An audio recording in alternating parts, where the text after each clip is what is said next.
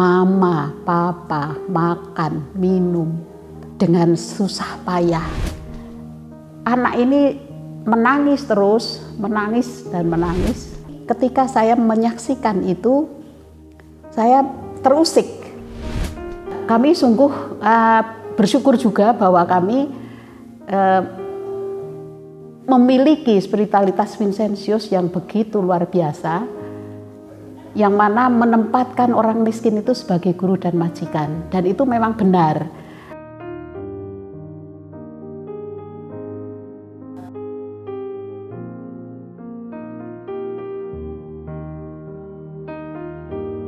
Sebelum saya masuk ke kongregasi Suster Putri Maria dan Yosef, saya sudah menjadi guru 9 tahun. Saya sekolah dari SPG Steladus milik Suster CB. Kemudian saya sempat bekerja sebagai guru di Lahat Sumatera Selatan milik Suster CB. Waktu itu TK tapi kemudian SD. Karena terlalu jauh, karena 77 saya mengajar, 76 saya lulus, 77 saya mengajar di Lahat itu. Karena terlalu jauh tempatnya dengan rumah saya, karena saya tinggal, keluarga saya kan di Sleman, Yogyakarta. Dan waktu itu kan kendaraan juga susah dan lain sebagainya. Maka saya hanya 3,5 tahun di Lahat itu, kemudian saya pindah ke Pekalongan milik Suster SND di Pekalongan.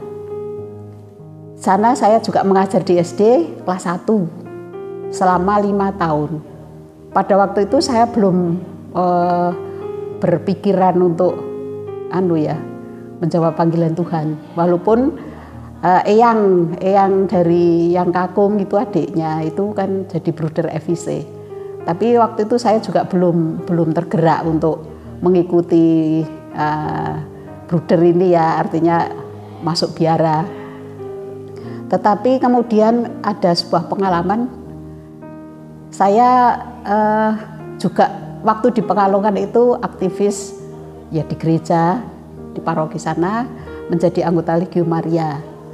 Nah pada waktu saya mengikuti ASIES di Girisonta, kemudian oleh pastor pendamping diajak untuk ke Wonosobo.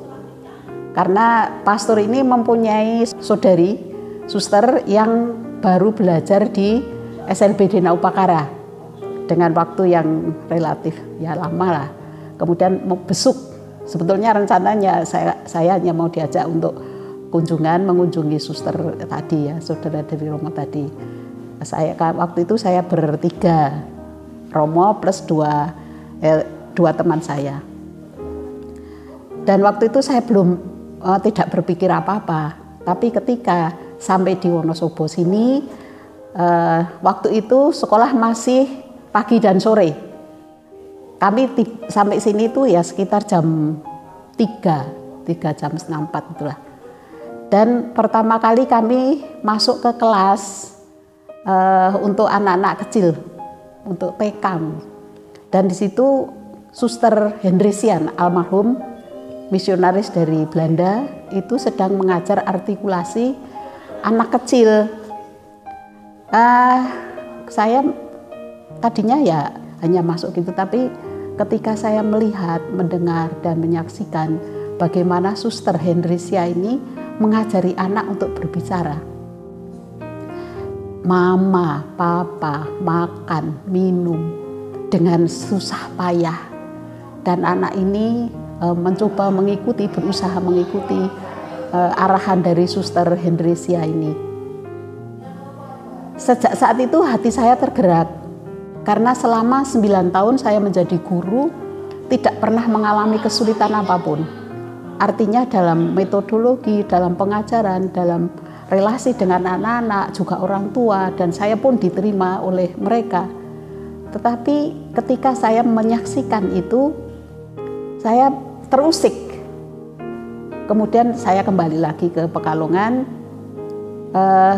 Kemudian ada perasaan, saya di Pekalongan semuanya serba mudah. Artinya tidak mengalami kesulitan yang berarti sebagai seorang guru, juga dalam menggereja dan lain sebagainya. Tapi kemudian ketika saya ke Wonosobo kok ada tantangan yang luar biasa. Apakah saya bisa menjadi anak berkebutuhan khusus secara khusus tunarungu? Nah itu mulailah panggilan, mulai ada benih panggilan. Walaupun tidak segera karena baru 2 tahun sesudahnya saya akhirnya toh terpanggil sampai ke Wonosobo, dan saya sungguh bersyukur bahwa saya bisa menjadi bagian dari kongregasi PMY ini. Dan saya juga bersyukur bahwa sejak kecil keluarga saya memang membiasakan untuk berdoa rosario, mencintai Bunda Maria, kemudian untuk ziarah ke Sendang Sono itu jalan kaki, waktu itu masih kecil, dan itu pun semangat. Dan kok ternyata ketika saya masuk suster itu juga diarahkan ke Putri Maria dan Yosef. Sampai sekarang saya sungguh bersyukur bahwa saya menjadi bagian dari kongregasi PMY. Ya, kami sungguh bersyukur juga bahwa kami memiliki spiritualitas Vincentius yang begitu luar biasa, yang mana menempatkan orang miskin itu sebagai guru dan majikan, dan itu memang benar. Saya tidak bisa mengatakan bahwa saya mengajar itu orang yang bisa memberi dan menerima itu nilainya sama. Dan saya banyak belajar dari mereka, dari anak-anak, entah yang tuli di sini, entah yang di Jogja. Saya pernah di Jogja 4 tahun di Helen Keller itu. Mereka tidak bisa bicara, tidak bisa menyampaikan apapun melalui ini, tidak bisa berkomunikasi. Tapi komunikasi mereka adalah komunikasi hati. Kalau saya bersikap sebagai orang yang memberi, mereka juga tidak bisa. Maka saya harus sungguh melayani mereka, merebut hati mereka. Bukan dengan kata-kata, bukan dengan yang kelihatan, karena mereka juga tidak bisa melihat, tapi dengan hati dan sentuhan. Dan ini saya sungguh menghayati, saya sungguh bergaul sama mereka itu tidak sebagai orang yang serba bisa atau serba punya tapi saya sungguh bersama mereka. Cukup dengan sapaan, walaupun mereka tidak bisa membalas ya dalam berkomunikasi, tapi mereka merasakan kehadiran saya, mereka sungguh bisa merasakan. Misalnya saja pernah suatu saat, ini untuk yang di Helen Keller Pak, yang di Jogja. Anak ini menangis terus, menangis, terus akhirnya suster kok itu enggak diam-diam gitu, enggak bisa tenang gitu. Terus saya hanya datang, saya elus bagian dada, kemudian pokoknya saya elus gitu. Kenapa, ada apa, walaupun tidak bisa menjawab, tapi mereka akhirnya tenang. Dan ini yang bagi saya bahasa hati itu lebih berbicara daripada kata-kata. Dan saya mereka sungguh menjadi guru dan majikan saya. Guru karena saya belajar dari mereka, bagaimana saya bisa masuk ke hati mereka. Bekal yang saya miliki pun ya itu bisa membantu, tetapi mereka hanya membutuhkan pelayanan yang penuh kasih, tidak yang ya memang harus ada metodologi yang secara akademis gitu, tetapi yang tidak bisa ditinggalkan adalah pelayanan kasih yang sungguh keluar dari hati yang tulus. Kemudian dari majikan ya memang mereka harus saya layani sepenuh hati. Saya bukan sebagai tidak sebaliknya, saya bukan majikan mereka, tapi mereka adalah majikan saya. Kelembutan hati sekali lagi bahwa bahasa yang digunakan untuk melayani mereka adalah hati. Jadi hati yang lembut itu bisa masuk ke dalam hati mereka tanpa kata, tanpa suara atau tapi dengan sapaan. Ya memang kita berbicara misalnya, halo selamat pagi, mereka mungkin ya. Tetapi kemudian ketika saya mendekat, kemudian menyapa mereka hafal. Bahkan ketika saya sudah pergi dari mereka karena pindah, ketika saya kembali lagi ke sana menyapa mereka, ekspresinya berbeda. Ekspresinya itu seperti mengenal gitu.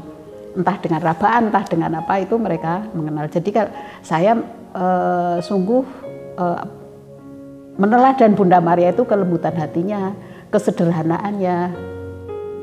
Jadi selalu mengatakan seperti Bunda Maria itu yang mengatakan bahwa aku ini hamba Tuhan, terjadilah padaku menurut perkataan. Jadi kalau sekarang yang saya hadapi adalah waktu itu anak-anak Helen Keller yang double handicap, ya macam-macam, ya tuli, ya buta, ya autis, ya hiperaktif. Itu tidak semuanya bisa untuk merebut hati mereka.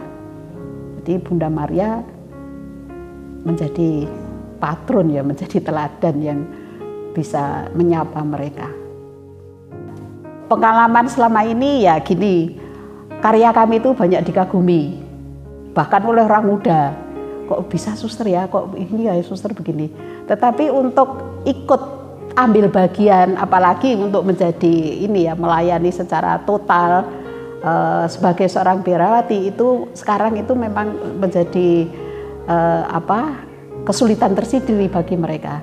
Tapi seandainya pun mereka punya hati untuk anak-anak disabilitas yang kami layani ini kami juga sudah sebuah poin tersendiri. Jadi anak-anak muda pun perlu mengenal bahwa di luar mereka banyak anak yang sungguh membutuhkan. Lebih-lebih ya kalau yang kami layani adalah anak-anak disabilitas, baik yang di Dina Upakara sini maupun yang di Jogja. Dan ya ada yang di Timor Leste, tapi semuanya kan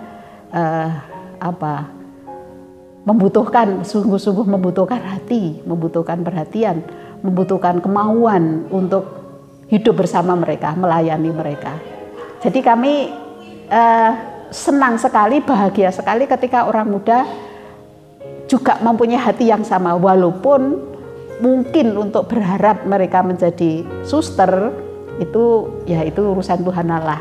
Kami minta, kalau Tuhan memberi ya syukur, kalau tidak ya kami tetap meminta. Ini kan bukan karya kami, artinya bukan karya kami itu, ini karya Tuhan. Kami menjadi perpanjangan Tuhan untuk memberikan perhatian kepada mereka yang mungkin tidak semua orang bisa memberi perhatian yang sama dengan kami terhadap anak-anak berkebutuhan khusus. Betul, ini karya ini masih tetap relevan. Karena Yesus sendiri kan mengatakan orang miskin selalu ada bersama kamu. Kami menafsirkan miskin itu bukan hanya miskin harta, kemiskinan secara ekonomi dan lain sebagainya. Mereka itu juga mengalami kemiskinan yang luar biasa, yaitu kemiskinan komunikasi. Maka kami yang dipercaya oleh Tuhan untuk memberikan alat komunikasi tadi, yaitu wicara atau ya tadi kalau saya mengatakan bahasa hati. Jadi ini sangat relevan untuk kaum muda, bahkan sampai kapanpun, karena anak-anak berkebutuhan khusus itu tetap ada. Bahkan semakin, menurut saya, itu semakin kompleks kebutuhan mereka. Bukan hanya tuli, bukan hanya seperti yang kami layani di HKI, tetapi sekarang tambahan lagi autis. Jadi enggak tahu perkembangan apa seperti ini, tapi anak-anak ini masih tetap membutuhkan uluran tangan siapa saja, termasuk kaum muda. Syukur-syukur kalau mereka tertarik dan bergabung bersama kami, itu puji Tuhan. Tapi kalau tidak, paling tidak mereka mengenal, itu sungguh sudah luar biasa. Jadi hati mereka artinya tergerak untuk memberi perhatian pada mereka yang berkebutuhan khusus. Perkembangan teknologi yang mana ini boleh dikatakan, ya kita tidak bisa mengatakan bahwa ini tidak baik. Ini perkembangan itu, yang namanya perkembangan itu baik. Tapi hanya kemudian bagaimana kita bijak dalam memanfaatkannya. Karena memang seperti banyak orang sudah mengatakan, dengan adanya teknologi yang seperti ini, HP gitu ya, yang dekat menjadi jauh, yang jauh menjadi dekat. Tetapi yang terdekat menjadi tidak dikenal. Karena apa? Orang sibuk, masing-masing sibuk dengan dirinya sendiri. Jadi kita pun tidak bisa menyapa orang yang sedang sibuk. Bahkan kita, ya misalnya saya sendiri pengalaman, karena yang sini sibuk, saya sudah berusaha untuk tidak menggunakan ini karena dalam perjalanan atau dalam pertemuan-pertemuan. Tetapi yang satu tetap sibuk seperti itu ya sudah, saya juga pun tidak bisa berbuat lain. Kalau saya menafsirkan ya boleh dikatakan ini sebuah bentuk sakit yang baru, boleh dikatakan ya dengan panca indera yang lengkap tetapi tidak dimanfaatkan dengan baik karena fokusnya sudah orientasi dan fokusnya itu berubah. Dan ini sangat memprihatinkan, lebih-lebih bagi religius muda, mungkin juga yang tua pun juga bisa terkontaminasi atau terpengaruh oleh hal ini. Maka yang bisa, paling tidak saya yang mengusahakan untuk bijak dalam memanfaatkan itu. Cukup apa yang saya butuhkan. Yang saya butuhkan bukan berarti bahwa semua yang disediakan oleh media itu saya ambil, enggak. Saya menggunakan ya mungkin apakah karena saya sudah periode tua ya, angkatan tua sehingga ya secukupnya untuk WA, untuk telepon, untuk kebutuhan-kebutuhan yang lain gitu. Enggak usah yang tawarannya banyak, tetapi kita harus bijak untuk memilih mana yang baik untuk kita, juga untuk panggilan kita, karena ini juga sangat mempengaruhi panggilan. Karena nanti kalau sibuk dengan HP, lupa doa itu kan bahaya. Melupakan semuanya itu kan bahaya. Sementara tugas perutusan kita itu lebih ke relasi personal.